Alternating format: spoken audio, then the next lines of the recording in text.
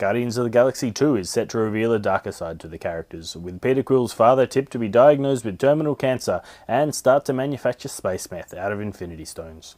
The TV series Gotham continues to transform into Rogues Gallery Muppet babies, with an adorable cameo by Baby Bane rumoured to be featured in the season finale. And Apple launched their smartwatch with revolutionary features based on Samsung's from 2 years ago. It promises to be at least 5 times more expensive, so queues are already forming, with punters excited to be the first person to drop the device on the pavement outside the Apple Store.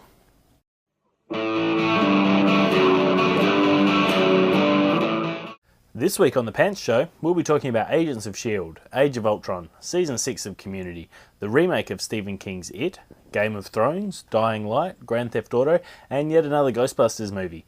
But first up, we have Better Call Saul. The long-awaited spin-off from Breaking Bad started a few weeks ago, and it's filling the gaping hole that the finale left in my viewing habits. Tonally, it's pretty much the same as Breaking Bad, but with a predictably heavier weighting on the funny stuff. Brian Odenkirk gives a fantastic performance as Saul, as you'd expect, and while it is a little more humorous, it's still pretty dark at times. Now, something that strikes me is that it is in no way as compelling as Breaking Bad. When watching Breaking Bad, I was always on the edge of my seat, wondering how far Walt would go, and I really got wrapped up in his arc. With this one, we already know where the main players end up, so it's more about how they get there. Still, I am enjoying the series immensely and will continue watching. Now, while on the subject of Breaking Bad, someone out there is complaining about people throwing pizza on their roof. The lady who lives in the house that was used as the white residence in the show has reached out to Vince Gilligan to stop his fans from recreating the infamous roof pizza scene. If people were throwing free pizza on my roof, I'd have nothing but gratitude. So, how about all you Breaking Bad fans, come put some food on my house, I'll be okay with it. Look, I do live in the house that was used as the crack den in Season 3, so it sort of counts as an homage. Doesn't have to be pizza, I'd be happy with falafel. So Agents of S.H.I.E.L.D. is back. Since about 2/3 of the way through the admittedly quite poor first season, this show has been fantastic. With the big Inhumans reveal at the end of the first part of this second season, I had a bit of a concern that the show would rest on its laurels. The first couple of episodes since it came back have completely abolished those fears. They've just gone from strength to strength. Thankfully, they dealt with the rest of the team discovering Skye's powers fairly quickly. It looks like Skye's signature visual effect will be slow-mo with things shattering around her, which is fine with me. Now, I particularly like the way that S.H.I.E.L.D. eliminated the other heads of Hydra. This seems to mark a more earthy, brutal version of S.H.I.E.L.D. that I've been waiting for a while. I was also pleased to see some character growth for Fitz and Simmons, with them finally taking wildly different approaches to something. Clark Gregg's Agent Coulson was at his hammy best with the fake prison bus setup, and Mockingbird and Max seem to be doing something rather suspicious. Who are they working for?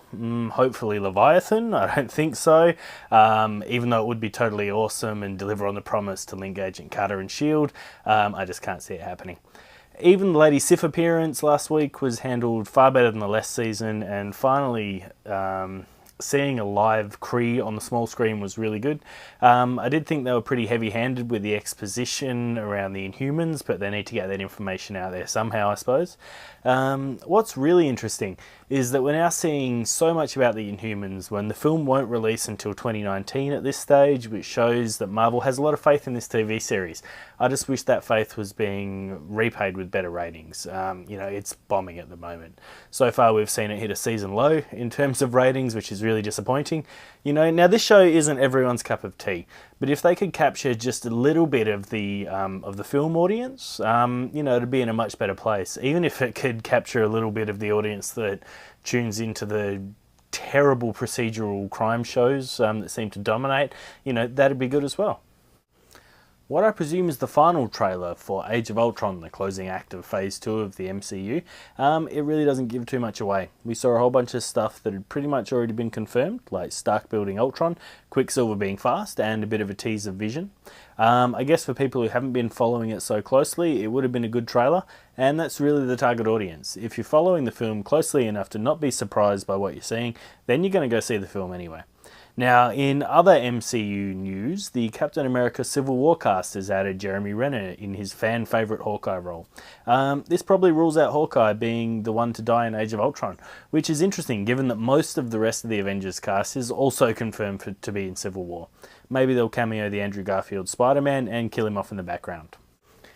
Community is getting closer to meeting its fan-appointed 6 seasons and a movie goal, and hopefully the move to Yahoo Screen will help it get over some of the issues that have damaged the previous couple of seasons. The 6th season starts on March 17 on Yahoo Screen, as I said, and is set for a 13-episode run.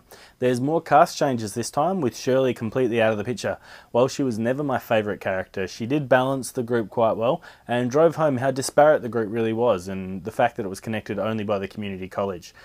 How the replacement goes, we're yet to see. Now, will we get a movie for this one after this season? I hope not. I just can't see how the format would work as a feature. Possibly if they could get Chevy Chase, Donald Glover and Yvette Nicole Brown back, but they would need to change the tone significantly. Maybe it would just be better to let it die a graceful death, or continue on forever. Whatever works, Dan Harmon can do whatever he wants. The remake of Stephen King's It, that has been on the boil for a few years, is getting closer to production, with the critical role of Pennywise still yet to be cast.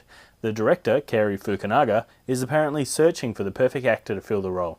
The question is why, when you have James Spader just kicking his heels doing little indie films like Age of Ultron. Spader's general creepiness and his drawling delivery would be perfect for Pennywise, but they'll probably cast Matthew Perry in the role or something. Now, just as an aside, I recently rewatched the original It miniseries and sort of wish I hadn't. Last time I saw it I was still a kid and it scared the shit out of me. On the rewatch it's far more camp than scary, which I guess shouldn't have been a surprise being made in the 80s. With the Game of Thrones Season 5 trailer coming out, it looks like there's further big departures from the books, and I'm really not worried about that at all.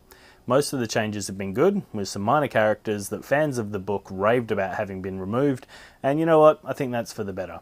If the changes mean we get more Bronn time, less of Jaime trotting around negotiating with warring factions, and an accelerated introduction of Tyrion to Daenerys, then that can only be a good thing. Now, if you're out there bemoaning the lack of Cold Hands or Lady Stoneheart, well, you're more than likely going to be disappointed. Maybe go record your own fan footage and edit it into the show or something. Personally, I enjoy both the TV show and the books. They're telling the same basic story but shuffling around the players. If you don't like this TV show, just don't watch it. Simple as that.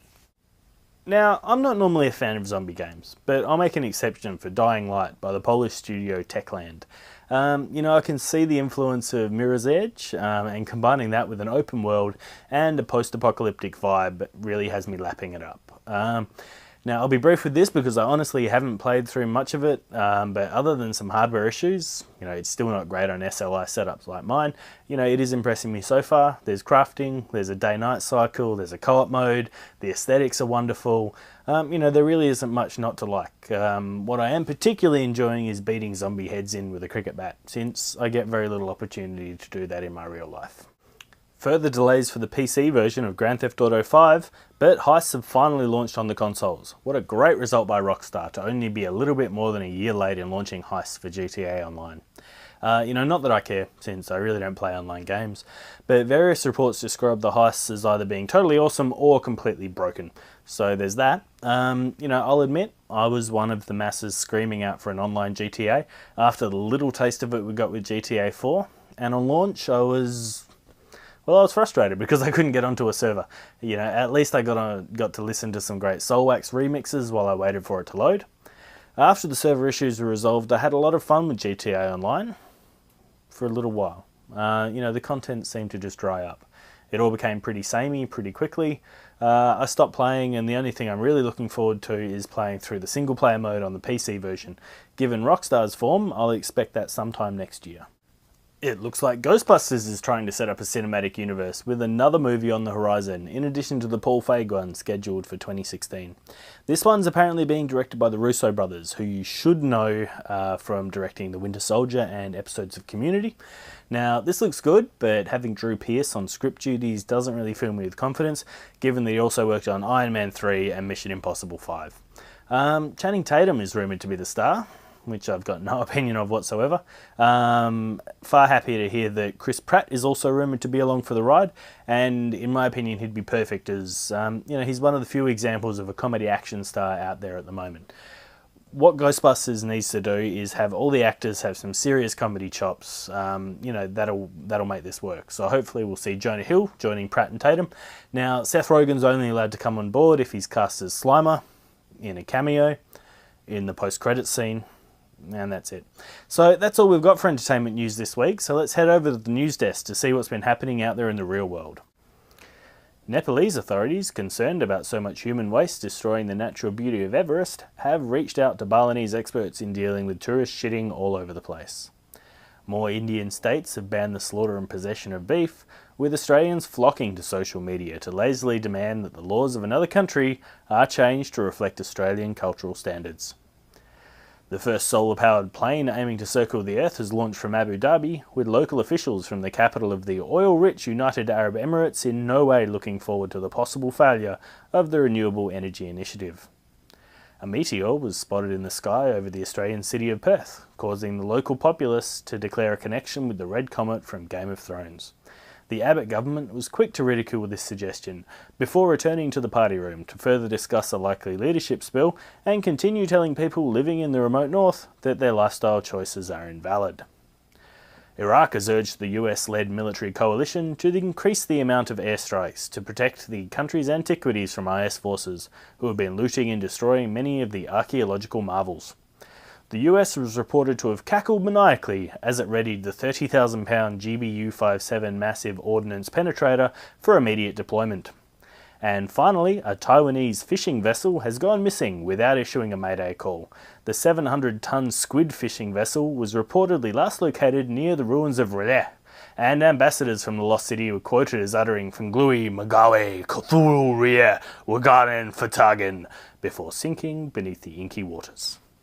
Okay, so that's all for this week. On the next show, I'll cover the new Supergirl series, the next CW spin-off following on from the very successful Arrow and Flash, the new Alien movie, Marvel's Defenders Netflix series, plus anything else that piques my interest in the meantime. If you'd enjoyed the show, please subscribe, like it, tell your mates, and remember, if anyone tells you to grow up, punch them in the dick.